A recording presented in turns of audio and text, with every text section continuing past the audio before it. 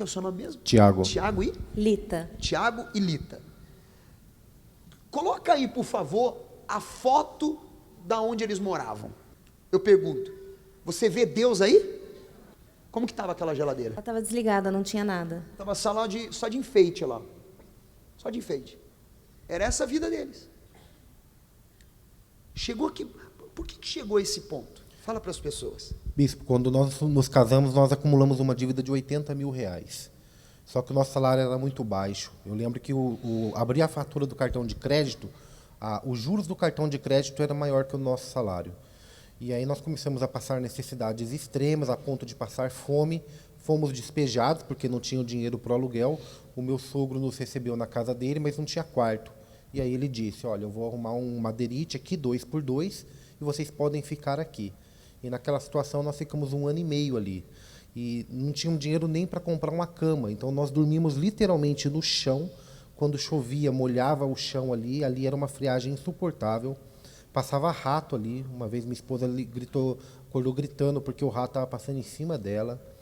E eu fui criado na roça, então eu sempre tive o princípio do trabalho. E eu trabalhava, não era por falta de trabalho. Eu trabalhava em 2 empregos, de segunda a sexta. Eu saía às 6 horas de um trabalho, entrava às 7 no outro e até 10 horas da noite. No final de semana eu trabalhava num açougue em troca de restos de carne. Na verdade, para poder ter uma carninha. Exatamente. Para poder comer, uma mistura. E não foi uma vez ou outra que assim, da gente revirar ali tudo para conseguir algumas moedas para comprar um miojo, 33 centavos, e nós não conseguíamos achar 33 centavos e passava a noite com fome. Tinha vício também? Sim, eu era viciado em cachaça, eu comecei a tomar cachaça com 12 anos. Na roça a gente não bebe cerveja, e eu matava uma garrafa de cachaça brincando. Era assim. pinguço mesmo. Eu era. O pessoal, a minha mãe chegou a falar para mim que eu tinha que procurar ajuda porque eu bebia muito, eu era viciado em cachaça. O seu trabalho, tem até uma foto sua aí num carro, que era o único bem que vocês possuíam.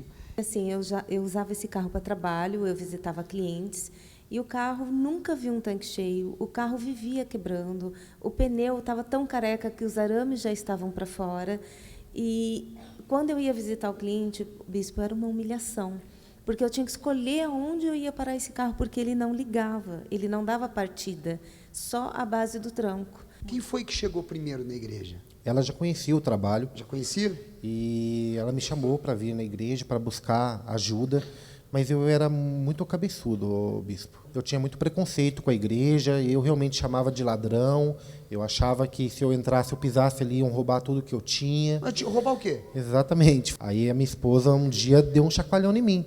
Falou assim, olha, você está falando tanto que a igreja vai te roubar, é mais fácil a igreja te ajudar com a cesta básica do que você ajudar a igreja, porque eles vão roubar o quê? Ele falava que era uma seita, que invocava demônio.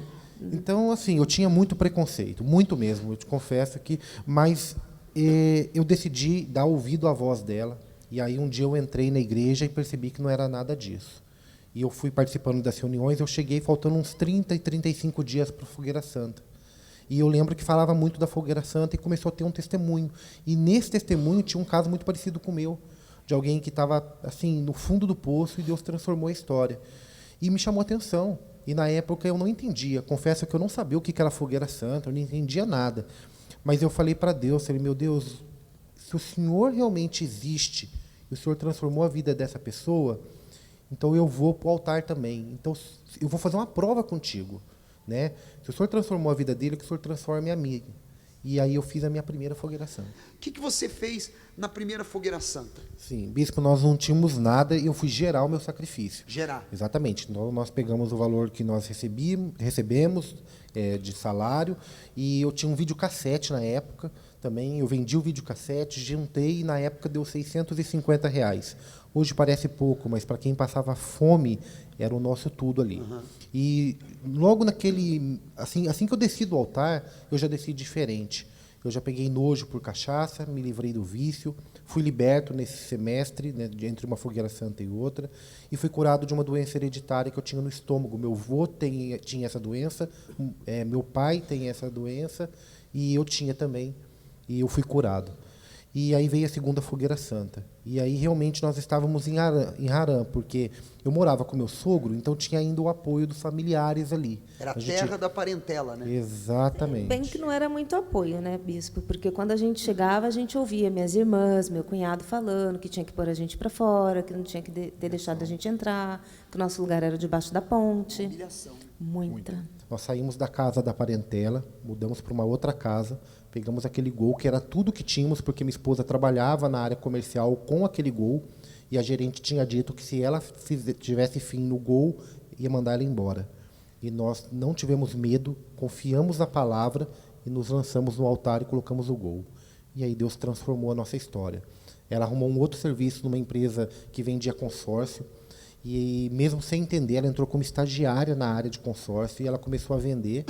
E ela começou a bater recordes de venda, a ponto do gerente de São Paulo vir para a nossa cidade para entender quem que era que estava batendo vendedores antigos ali de casa. E o holerite dela começou a dar 20, 25, 30 mil reais por mês. Nós quitamos todas as dívidas, compramos um Fox 0 km, compramos um apartamento na área nobre da região, pelo poder de Deus mesmo, pela fé. E aí nós caímos na besteira de acomodar na fé. Presta atenção agora nisso. Explica para as pessoas. Foi isso mesmo. Nós tínhamos uma reserva de valor e tinha um investimento a ser feito. E eu lembro que foi na época de 2015. E aí nós falamos, vamos colocar R$ 2.015 representando o ano de 2015. Então, vocês colocaram 2015, mas Deus já tinha falado que era o valor do investimento. E aí nós confiamos o investimento na mão do homem e não deu certo essa negociação. Perdemos esse valor, começamos a ficar com dívida novamente e foi nítido. Deus falou comigo, falou, olha, você não está colocando o seu tudo. E eu fiz aquela voz de Ló teimoso, falando, não, meu Deus, mas eu estou sacrificando. E ali eu percebi, depois que terminou a fogueira santa, eu já comecei a ficar mal espiritualmente.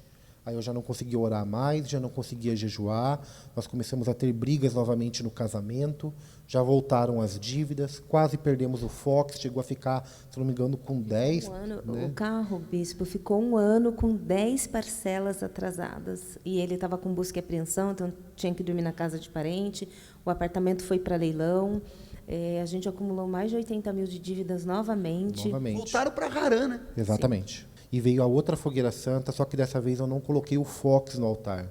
Eu coloquei o Fox e a minha vida no altar. E a partir dali, aí realmente Deus transformou a nossa história. Do Fox veio uma BMW, que era... Aí Deus prova o coração. Porque nós novamente tínhamos uma BMW, pagamos todas as dívidas e essa BMW ia entrar, essa mesma. Essa aí? A 320 0 km, quitamos ela e ela ia entrar numa negociação. Estávamos em Belo Horizonte para fazer essa negociação. Ela ia ser parte de uma negociação. Ela ia ser a quitação. A quitação total da negociação. Já estava para assinar.